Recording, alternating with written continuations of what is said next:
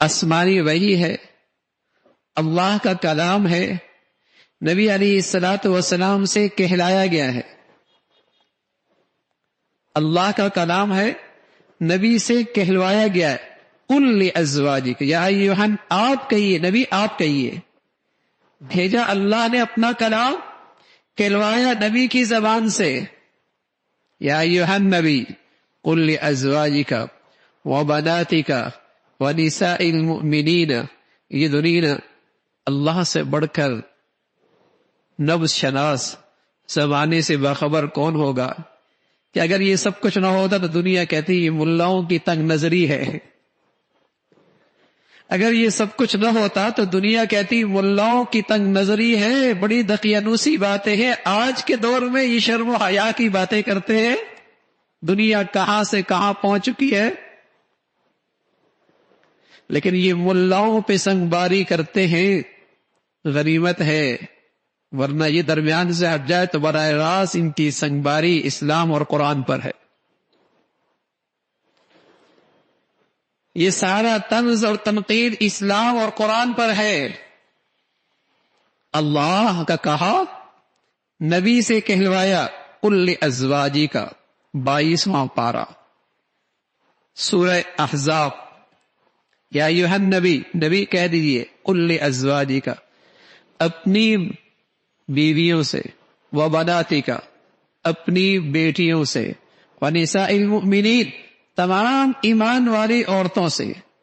یدنین علیہن من جلابیبہن، اپنی چادریں اپنے چہروں پہ ڈال لیا کریں. یدنین علیہن من جلابیبہن. کیوں؟ ذالک ادنی ان یعرفن، یہ تمہاری پہچان ہے. حیا، پردہ تمہارا ایمان، حیا پردہ تمہاری پہچان.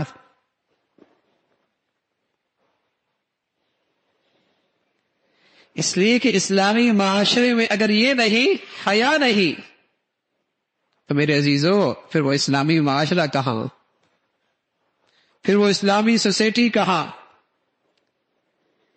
کیونکہ مسلمان قوم کی تمام تر صلاح اور تربیت کا انحصار عورت پر ہے. اگر اس کے اندر صلاح اور نیکی کوئی نہیں تو آئندہ نسلوں کا تحفظ غیر محفوظ، آئندہ نسلوں غیر محفوظ ہو گئی. اتنا اہتمام کرایا گیا اس لیے کہ شرم و حیا اسلامی معاشرے کی زندگی اور ایمان ہے. حیا کوئی نہیں، ایمان کوئی نہیں. اور جس معاشرے سے شرم و حیا اٹھتا ہے میرے عزیزو، وہاں کبھی ازواجی زندگی کا سکون اور کبھی خاندانی زندگی کا استحکام اور کمی گھر کی زندگی کی محبتوں کی فضا ممکن نہیں ہے، ممکن نہیں ہے. آپ 30 سے 50 سال پہلے چلے جائیے، جہاں شرم و حیا کا ایک دور تھا. طلاق اور خلع کی یہ آوازیں نہیں تھی، ٹوٹ پھوٹ کا یہ انداز نہیں تھا، یہ گندگیوں کا طوفان نظر نہیں آتا تھا. لیکن اب ساز و سامان کی کمی کیا، دولت کی فراوانی، جہیز کی فراوانی، شایان شان شادیوں کی یہ محفلیں اور دعوتیں.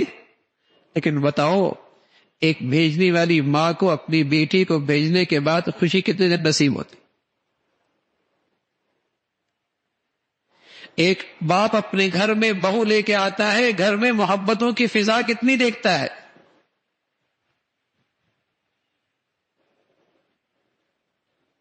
کون سی ترقی ہے، کون سی یہ روشن خیالی ہے. تو میرے عزیزو، اسلام کے پاس مرد ہے یا عورت، ان دونوں کے لیے مساوات کا سبق ہے. جیسے مرد کی جان، مال، عزت، آبرو قیمتی ہے، ایسی عورت کی جان، مال، عزت، آبرو بھی قیمت ہے. دونوں میں مساوات ہے. ہاں، فطرت سے نہ ہٹو. اللہ نے مرد کی فطرت میں کچھ اور رکھا ہے، عورت کی فطرت کچھ اور ہے. دائرہ کار، زندگی کا طریق، زندگی کے کام کاج کا اسلام نے تقسیم کیا ہے. عورت کا دائرہ کار اور ہے، مرد کا دائرہ کار اور ہے. اگر اس فطرت سے بغاوت کرنے پہ آ گئے تو پھر وہی ہوگا جو مغربی تہذیب کا ہو رہا. پھر بھول جائیے میاں بیوی کی زندگی کا تصور، خاندانی رکھ رکھاؤ، باپ اور بیٹی اور ماں کے درمیان محبت کی فضائیں، پھر یہ قصہ پارینہ بن جائے گا جیسے مغربی زندگی میں بن چکا ہے.